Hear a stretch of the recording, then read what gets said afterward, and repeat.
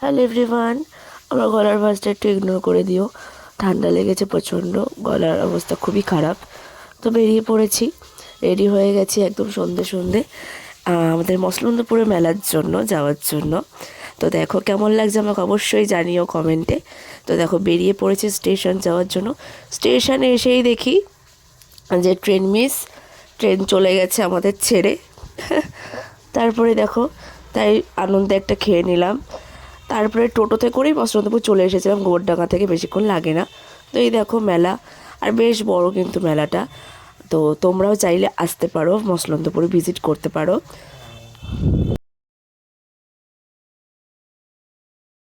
মিওর জন্য আমি খেলনা দেখছিলাম যে কি নেওয়া যায় আমার সোনাটার জন্য। তো এইটা ফাইনালি নিয়েছিলাম, কারণ ও যেহেতু কামড়াতে পারবে যেই জিনিসটা, সেই জিনিসটাই নিয়েছিলাম। তো তারপরে এটা দেখো কি কিউট এই চাবির রিংটা। এটা দিভাইয়েরও পছন্দ হয়েছিল, আমারও বেশ পছন্দ হয়েছিল, বাট নিইনি পরে। তো দেখো এই যে কানের দোকানে চলে এসেছি, কানের নিয়েছিলাম। আর এই দেখো কত ধরনের মানে কি বলবো, কত ধরনের কলকাটার হতে পারে তোমরা দেখো। মানে কত ধরনের, 3-4 রকমের দেখে এসেছি ওই দোকানে গিয়ে আমি, ঠিক আছে। তো এইটা আমার এত ভালো লেগেছিল, এই সফটওয়্যারগুলো আমার খুব ভালো লাগে, বেশ ভালো লাগে। কেউ নেই গাইস গিফট দেওয়ার মতো। তো তারপরে দেখো এই একটা নিয়েছিলাম, সবাই তো ওইগুলো নিচ্ছে, তো আমি ভাবলাম এই একটা নিই, ওগুলো আমি পরে নেব।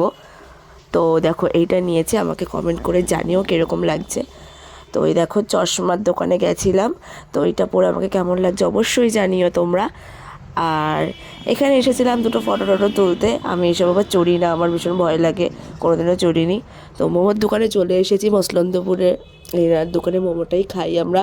আমাদের কাছে এনার দোকানে মোমোটা সেরা লাগে, মোমোর থেকে বেশি স্যুপটা সেরা লাগে।